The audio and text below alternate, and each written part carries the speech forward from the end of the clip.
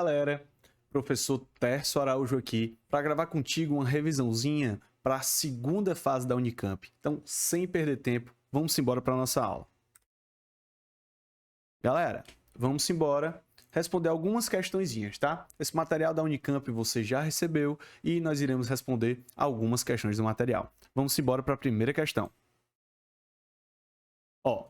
A exposição do ser humano à radioatividade é possível desde que feita de forma segura e em ambiente controlado. Os radiofármacos, que são medicamentos radioativos, são utilizados em medicina, tanto no diagnóstico quanto no tratamento de doenças. Atualmente, o flúor é um dos principais radionuclídeos utilizados sob a forma de fármaco, o 2-desoxi-2-F-flúor, tá? Ou fluoro de glicose, em exames de diagnósticos de doenças no cérebro, como tumores. Uma vez aplicado, esse radiofármaco entra na célula e, com isso, torna lesões como tumores mais visíveis ao exame de tomografia por emissão de pósitrons, tá? São as partículas representadas por Bzinho com mais aqui, beleza?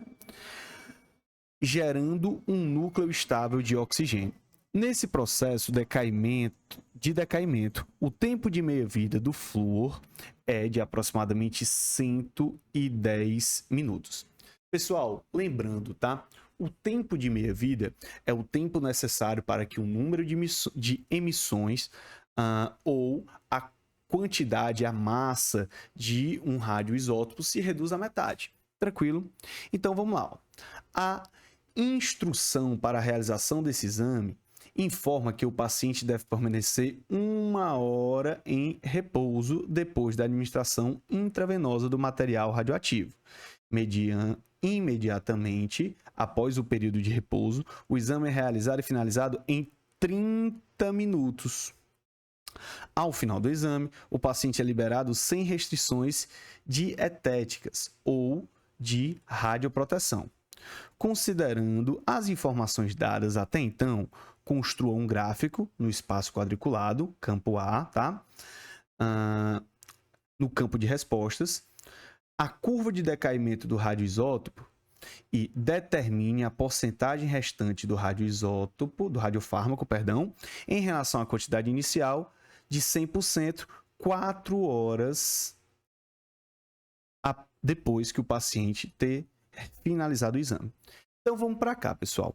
Primeira coisa, o paciente vai passar aí 1 hora de repouso, né? E depois ele vai demorar mais 30 minutos durante o exame. Então vamos deixar tudo em minutos, né? Que ele deu o tempo de meia-vida em minutos. Então, primeiro aqui, você tem que entender que ele vai passar aqui 60 minutos em repouso, 60 minutos em repouso, mais 30 minutos da realização do exame. Gente, 4 horas aí é aproximadamente 240 minutos, né?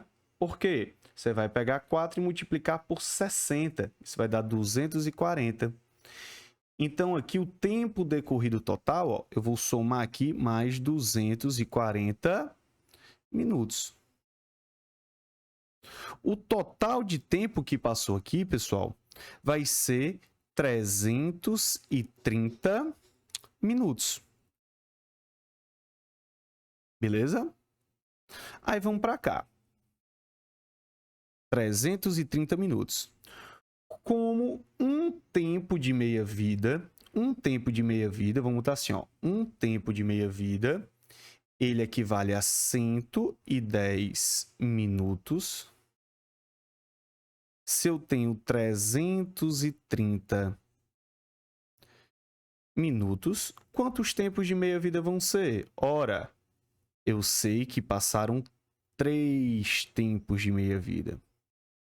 Pessoal, ele mandou a gente começar com 100%, né? Então, vamos fazer o seguinte.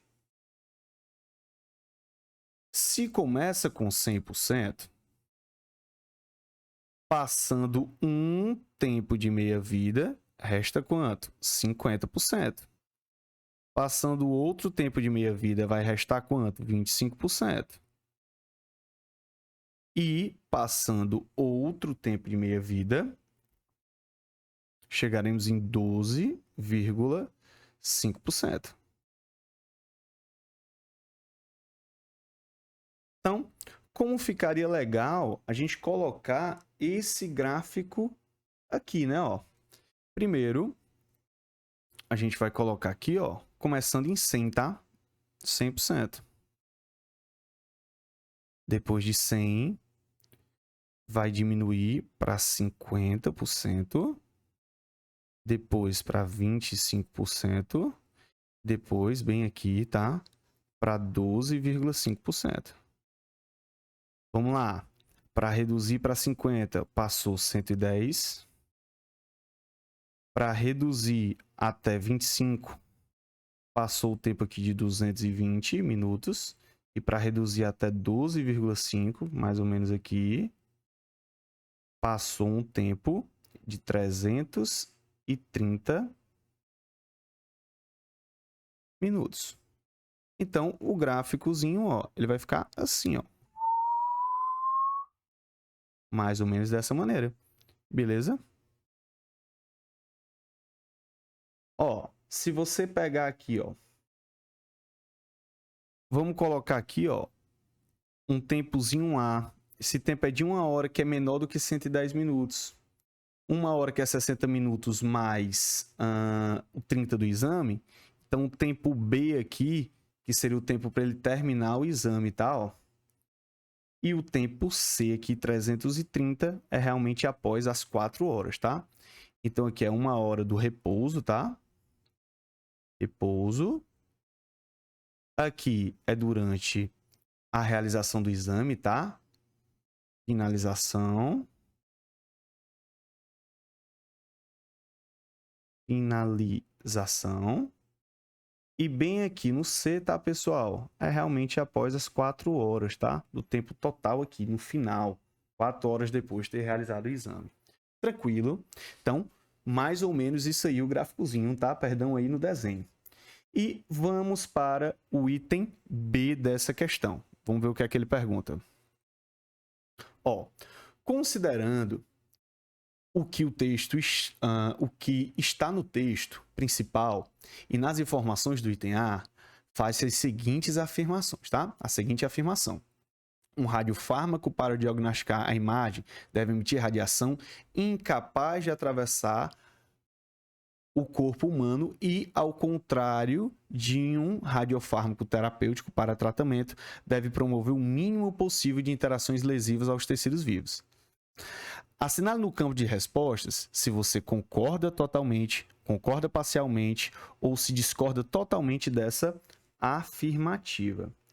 Galera, ó, eu colocaria que eu concordo parcialmente. E qual a minha justificativa, tá? Para concordar parcialmente com isso aqui. Porque assim, ó, o radiofármaco, para um diagnóstico por imagem, ele deve produzir radiação de alto poder de penetração para ser capaz de sair do corpo e atingir o aparelho e obter as imagens. Então, assim, ele vai ter que passar para conseguir chegar no aparelho e a partir do que chega, tá? A gente consegue fazer a análise do tecido. Então, para fazer a análise, ele tem que realmente penetrar, atravessar o corpo, tá certo? Agora, se você pensar, para fazer o tratamento, um tratamento, por exemplo, de radioterapia, um tratamento, ele não pode causar tantos danos aos tecidos, beleza? Então, eu acredito que eu concordo parcialmente com isso aí, beleza? Então, ele tem que realmente, para gerar uma imagem, o ideal é que ele atravesse, e para um tratamento, tá certo? Ele deve interagir com o corpo humano, mas ele deve interagir de maneira controlada, sem que ele cause um dano maior a um tecido do corpo humano. Tranquilo, pessoal? De boa, de boa, de boa, de boa. Vamos para a próxima questãozinha. Vamos embora. Células a combustível microbianas, CCMS, surgiram para contribuir como fonte alternativa para a geração de energia. As CCMs utilizam micro-organismos eletroativos para transferir elétrons de moléculas orgânicas para um eletrodo. Dentre os substratos orgânicos utilizados para alimentar o compartimento anódico das CCMs e produzir eletricidade, destaca-se o uso da urina humana como fonte alternativa para a geração de energia elétrica. Dos sólidos dissolvidos na urina, a ureia é o componente majoritário, podendo chegar a 23 gramas por cada litro. Como cada pessoa urina 2 litros por dia, a produção mundial média de urina deve chegar a 1,6 vezes 10 elevado a 10 litros por dia, tornando-a um recurso inestimável. A figura a seguir ilustra uma CCM em seu compartimento anódico. Há um micro-organismo agregado ao eletrodo, onde ocorre a transformação da ureia em produtos, entre eles a água. Essa água produzida também sai do sistema através de uma membrana semipermeável, juntamente com a água da própria urina. Observando a figura ao lado, escreva a equação química da reação global em que ocorre na CCM. E 2. Determine quantos mols de elétrons passam pelo circuito na transformação total de 1 mol de urina. Beleza, galera.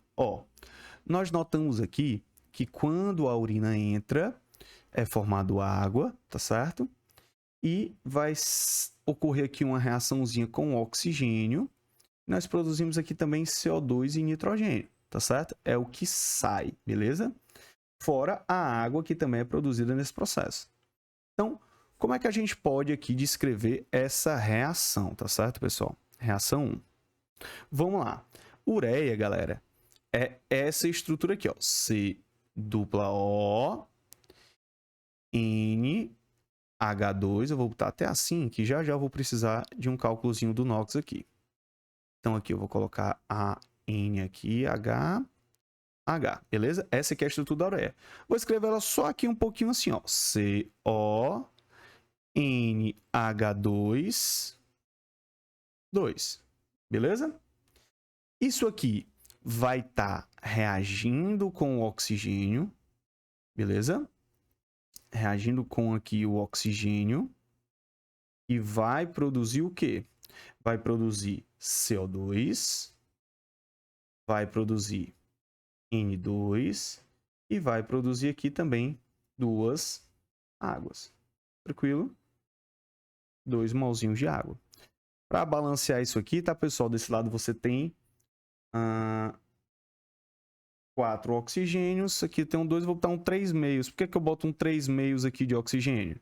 Vai ficar 3 aqui, 3 meios vezes 2 fica 3, com mais um daqui, vai ficar exatamente aí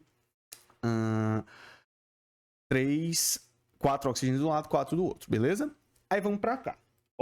Ele pediu também o número de mols de elétrons que são transferidos. Vamos para cá, vamos entender o que é que acontece com o nitrogênio. Qual vai ser o NOx do nitrogênio aqui nessa molequinha, tá certo?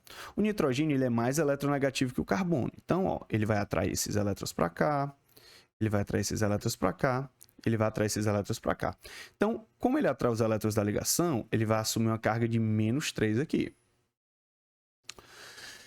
E no outro lado, então aqui eu sei que o nitrogênio ele é -3. Desse lado aqui, o nitrogênio ele é 0, porque ele é uma substância simples, tá certo?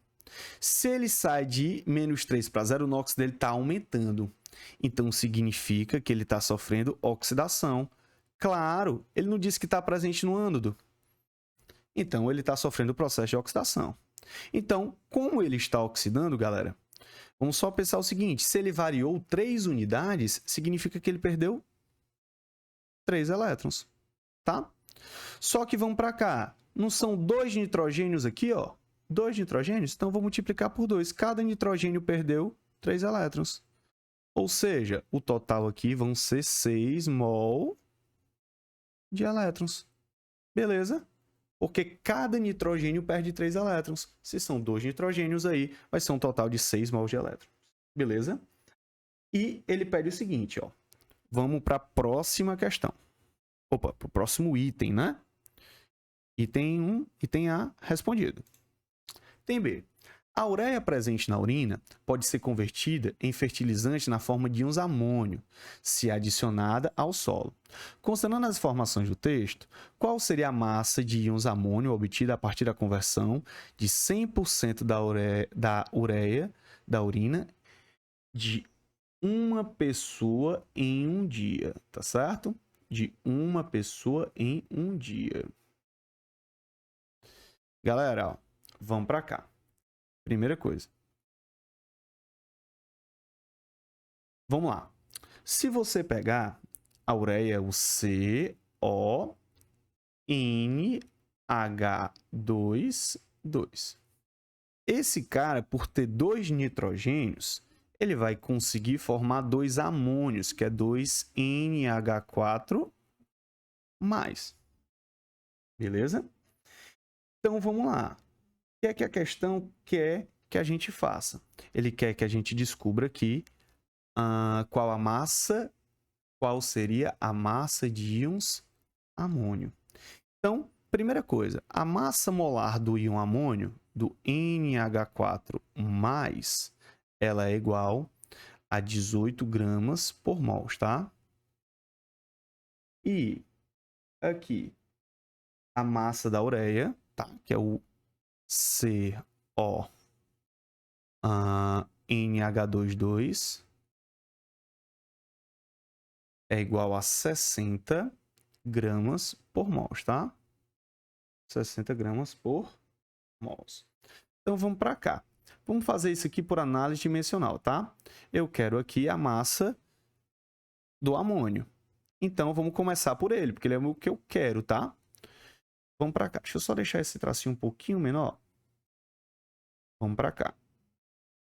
Eu sei que 18 gramas do NH4 é o que vale a 1 mol do NH4, tá? 1 mol do NH4. Mais 1 mol de NH4. Qual a relação dele com a ureia, tá? Eu sei que para cada 2 mols do NH4 mais, eu formo aqui 1 mol de ureia. Porque, ó, é de 1 mol para 2 mols. Tranquilo? 1 mol da ureia. Que é o CONH2. Beleza. Só que quanto é, ó, já cortei, ó, esse mol daqui com esse mol daqui. Eu quero tirar esse mol de ureia. Então, o que é que eu faço? Eu sei que 1 mol de ureia, 1 mol do CONH2, ele vai ter 60 gramas. De quê? De CONH2. Beleza? Só que quantos... Já cortei, ó. Mol de ureia, mol de ureia. Mas quantos mols de ureia eu vou ter por cada litro, tá? Ó. O que é que você vai pensar? A questão, no texto... Vamos voltar aqui, ó. Ele disse que nós tínhamos 23 gramas por cada litro. Então, vamos colocar o seguinte, ó. 23 gramas do CONH2 para cada 1 litro. Mas ele falou de uma pessoa, né? 1 litro de urina. E a questão te disse que cada pessoa produz 2 litros de urina. A cada o quê? A cada 1 dia. Então, galera, eu posso cortar, ó, litros de urina, gramas de ureia, gramas de ureia. O que é que vai sobrar? Massa de NH4+ por cada dia. Então, essa massa, fazendo essa continha, tá, pessoal? Você chega em 27,6 gramas de amônio, tá? Que é o NH4+, para cada dia, tá? E isso é o que é produzido. Tranquilo? Então, respostazinha, 27,6 gramas de amônio. Tranquilo, galera. Questãozinha bem legal, tá? Fizemos aqui por análise dimensional para ser bem mais rápido, beleza, galera? A dica da análise dimensional é você sempre começar pela unidade que você quer, tá certo? Eu quero descobrir isso aqui, então vou começar por ela, beleza? Que ela que tem que sobrar no final. Tranquilo? Vamos embora. Ó, a produção enzimática de hidrogênio a partir da glicose e água foi estudada do ponto de vista cinético e termodinâmico, revelando ser possível obter um alto rendimento de H2 em condições suaves de reação, temperatura ambiente e pressão atmosférica, beleza? Ele diz o seguinte, ó. Com melhorias tecnológicas e interação com células de combustível, essa tecnologia também permitiria resolver alguns desafios associados ao armazenamento e à distribuição e à infraestrutura na economia baseada em hidrogênio. A figura anterior mostra a velocidade instantânea de formação de hidrogênio e dióxido de carbono em função do tempo do processo estudado.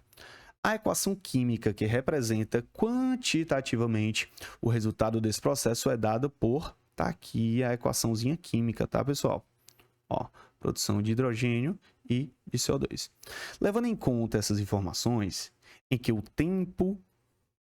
que a razão entre as velocidades instantâneas de formação dos produtos se igualam à razão dos seus coeficientes estequiométricos. Vamos lá. Se você notar, pessoal, a cada 12 mols de gás de hidrogênio, eu produzo 6 de CO2. Então, a proporção de 12 para 6.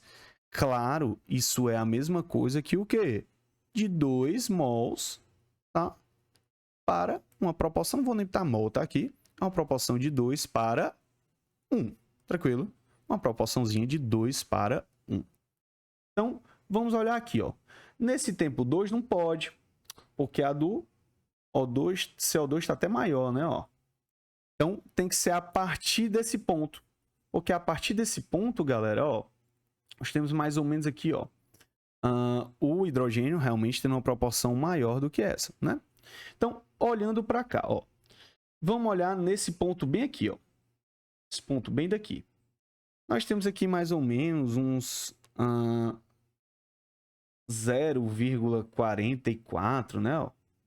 Mais ou menos uns 0,44 milimols do H2, tá? Pela unidade que o gráfico está te mostrando. E nesse ponto bem daqui, pessoal, nós temos um pouquinho acima do 0,2, ou seja, vamos botar que seja 0,22 milimols do CO2. Cara, então tá realmente, ó, o dobro de hidrogênio aqui para cá. Se a gente pegar outro ponto, vamos pegar outro ponto aqui, ó.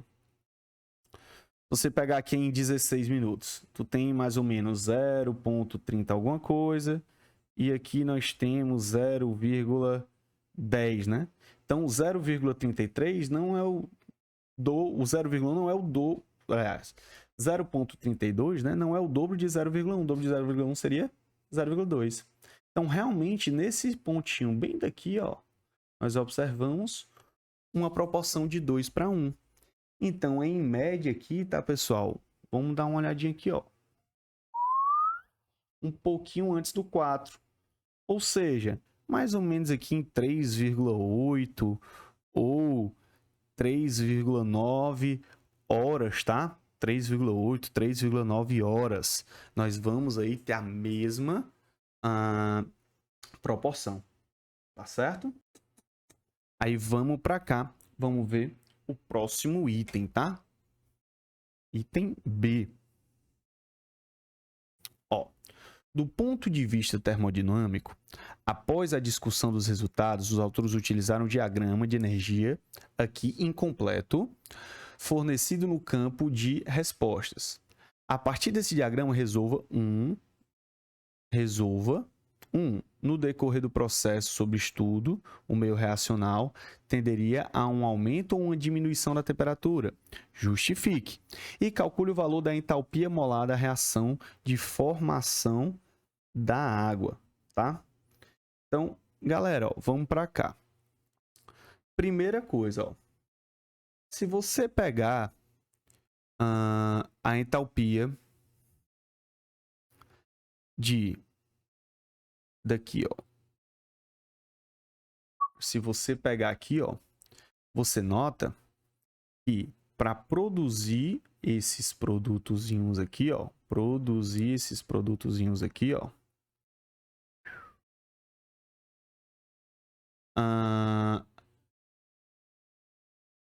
nós teríamos aqui um ΔH negativo, né? Ó? Aliás, nós teríamos aqui um ΔH positivo, né? Ó? Ou seja,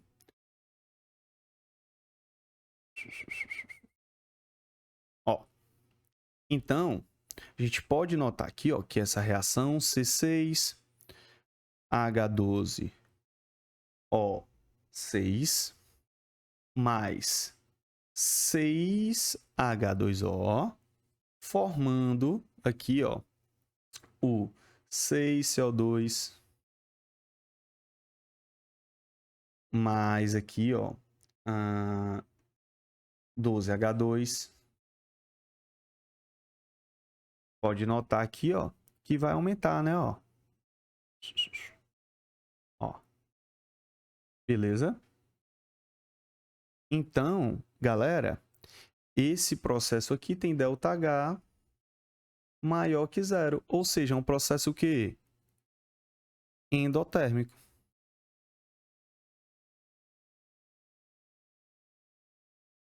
Então, se é um processo endotérmico, há um resfriamento do sistema. Então, a gente pode afirmar que, por ser um processo endotérmico, ocorre uma diminuição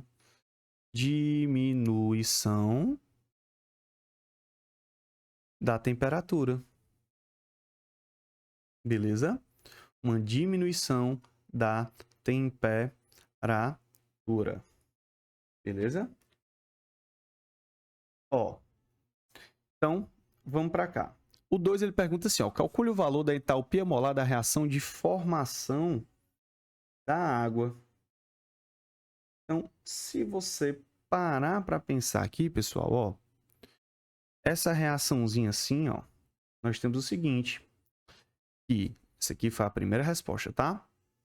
Segunda resposta. Os dois izinhos aqui, ó. Se você notar, pelo gráfico aqui, nós temos o seguinte, ó.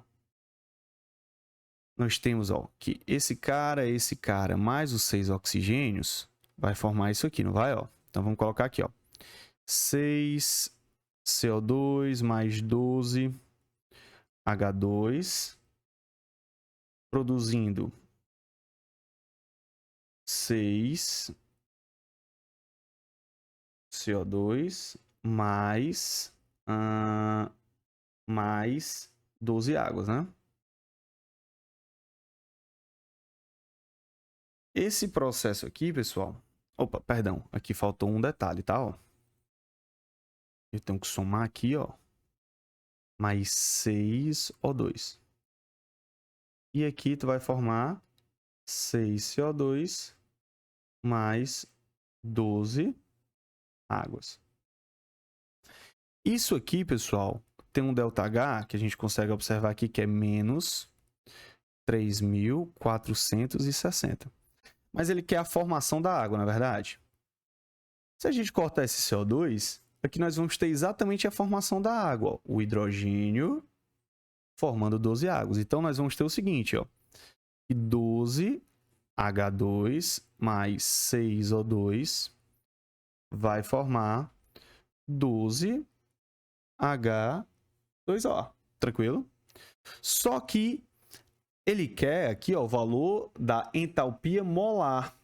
para cada mol de água que é formado. Então, a gente sabe que para formar 12 mols do H2O, são necessários menos 3.460 kJ. Para formar 1 mol do H2O, que é entalpia molar. Quanto é que vai ser isso aqui? Esse X aqui, pessoal, vai dar menos 285,8 kJ. Tranquilo, de boa, galera. Tudo de boa, tudo tranquilo. Vamos embora. Não vamos perder tempo. Vamos para a próxima questão. Ó, uma reportagem afirma: se você der o mesmo grão de café a 10 baristas, você vai terminar com 10 diferentes sabores de bebida.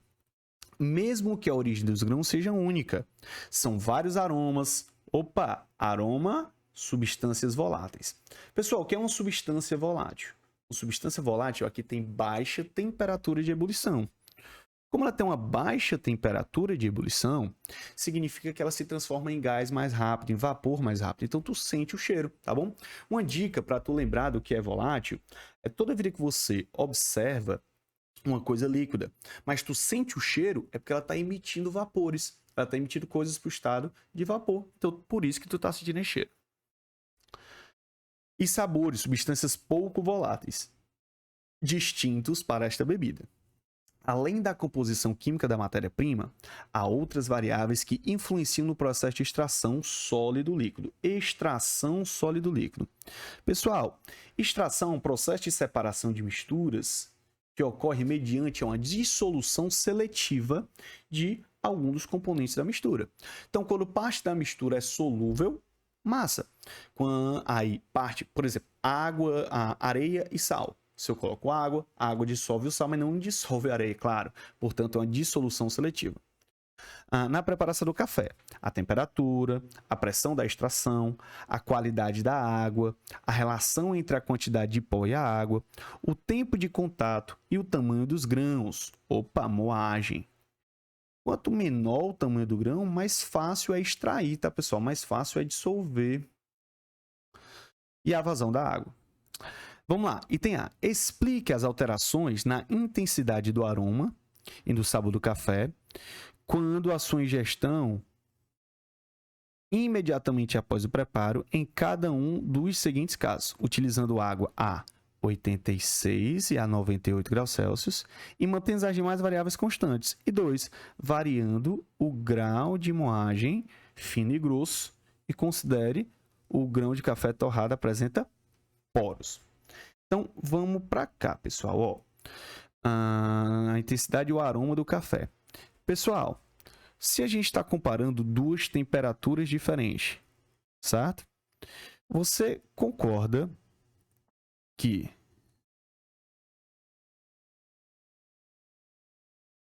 vamos lá.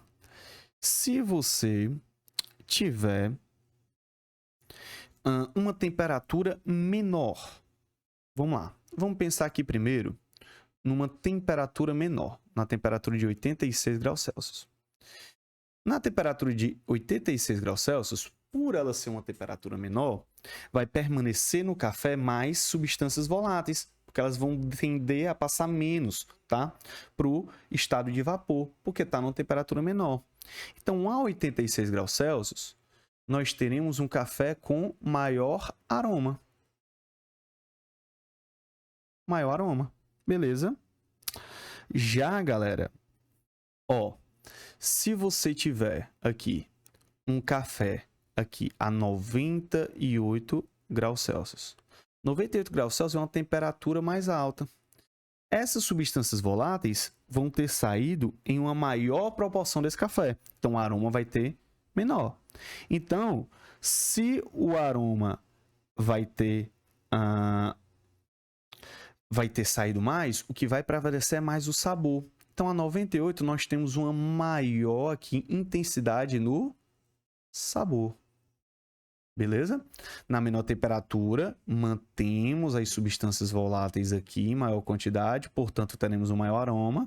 98, esses aromas terão saído e vai permanecer maior o sabor. Tranquilo? Essa é a melhor interpretação para esse caso, tá? E ele fala o seguinte, ó.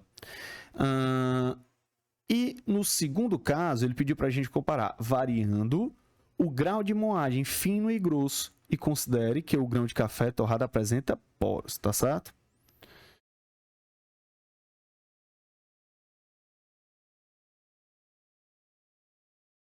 Então, vamos pensar aqui, pessoal. Ó.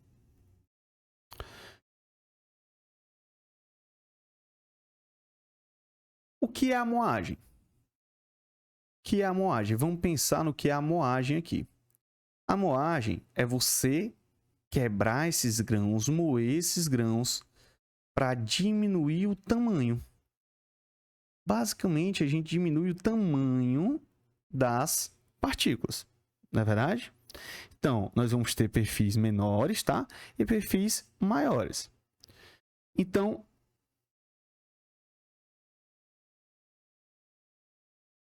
normalmente, o ideal para você preservar mais os sabores, tá, pessoal?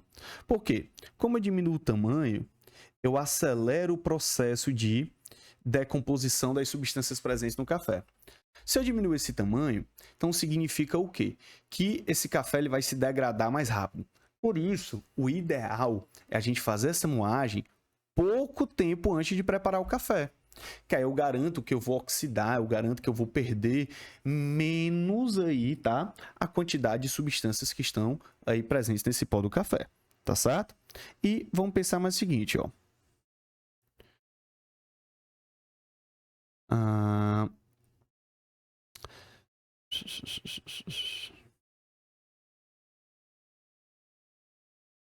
Se você parar para pensar também, tá, pessoal?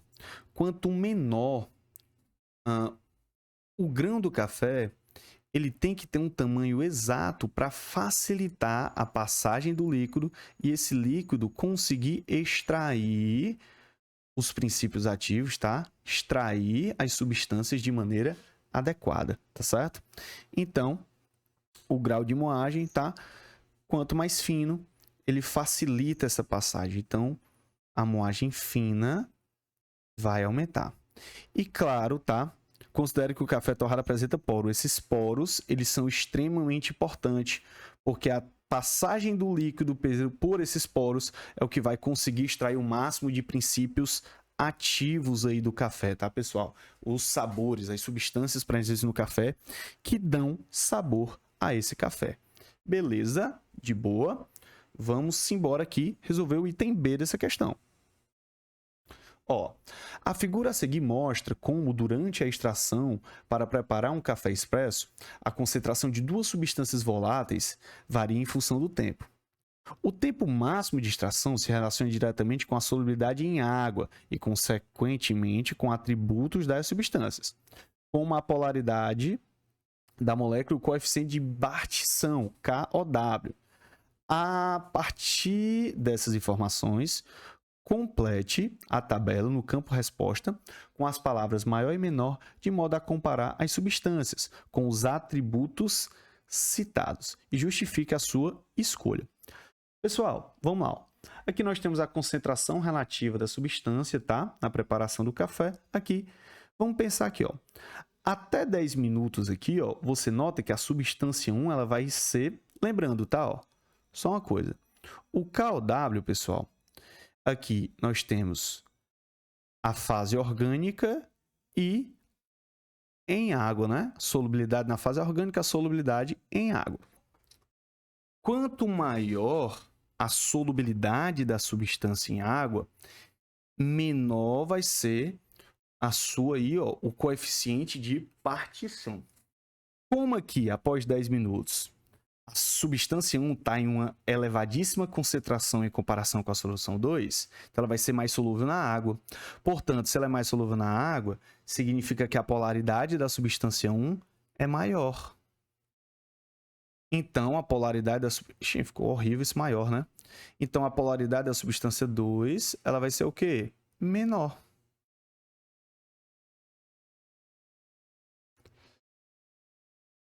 Beleza? Outra coisa. Se a substância é mais polar, significa que ela vai ter uma maior solubilidade em água e a substância 2 vai ter uma menor. Só que lembrando, quanto maior a solubilidade em água, menor o coeficiente de partição, tá? Então, o coeficiente vai ser menor aqui. Se não é solúvel na água, é solúvel na parte orgânica e vai ser maior aqui. Tranquilo, galera. Tudo de boa, tudo tranquilo. Vamos embora. Vamos fazer a próxima questãozinha, tá?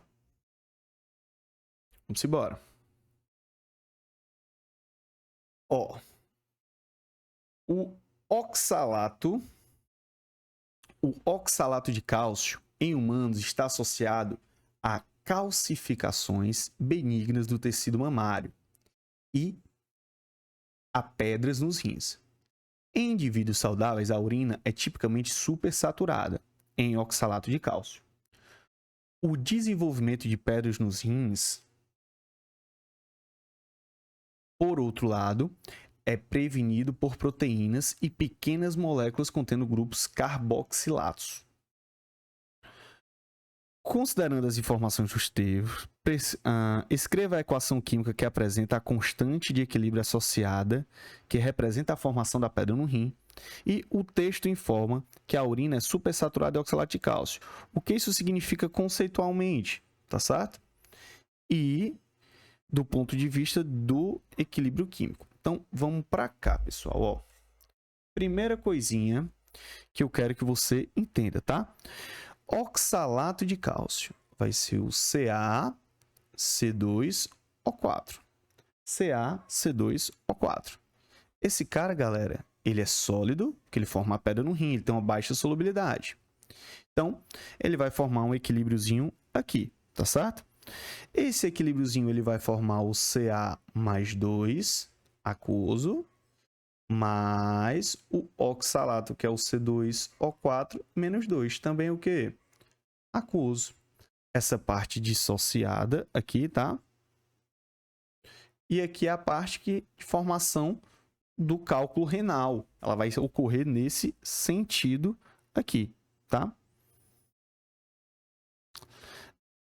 Então, como essa solução está saturada, galera, significa o quê? Significa que o quociente reacional, tá? Vai ser igual à constante, nesse caso, KPS, que é a constante do produto de solubilidade, tá certo? Então, a urina sendo supersaturada em oxalato, significa que ela vai o quê? Precipitar, beleza? Porque se ela é supersaturada, ela tem muito oxalato, vai deslocar o equilíbrio nesse sentido aqui, ó, e vai formar precipitado, tá? Vai formar aí, e aí é onde ocorre a formação dos cálculos renais. Beleza, galera? Tranquilo? Aí aqui, ó, vamos embora para o item B, beleza? Vamos embora para o item B.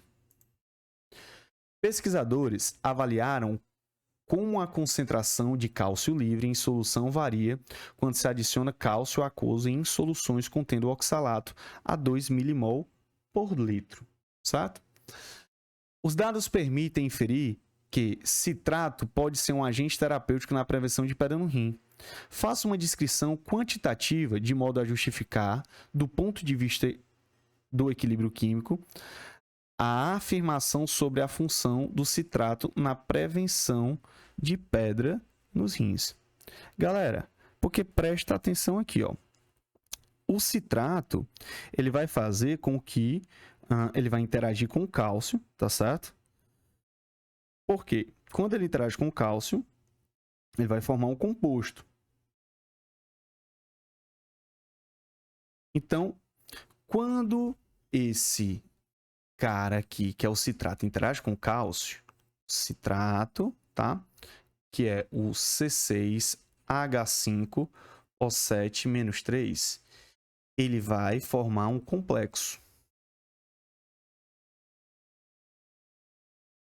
Então, ele vai diminuir a disponibilidade desse cálcio no meio. Vamos voltar para a gente dar uma olhadinha na equação do equilíbrio. como ele vai diminuir a concentração de cálcio, porque o oxalato vai interagir com esse cálcio, vai deslocar o equilíbrio nesse sentido aqui, diminuindo a concentração do oxalato de cálcio, ou seja, diminuindo a possibilidade de formação de um dos cálculos renais, beleza? Então, a diminuição da disponibilidade do cálcio, mais 2 aí, causada pelo citrato, desloca o equilíbrio no sentido da dissolução e diminui a probabilidade de se ter cálculos renais, beleza? É só uma ideiazinha de deslocamento do equilíbrio. Beleza, galera? Então, galerinha, essas foram algumas questõezinhas, tá? Para a segunda fase da Unicamp, beleza? Então, a gente se encontra, tá certo? Valeu!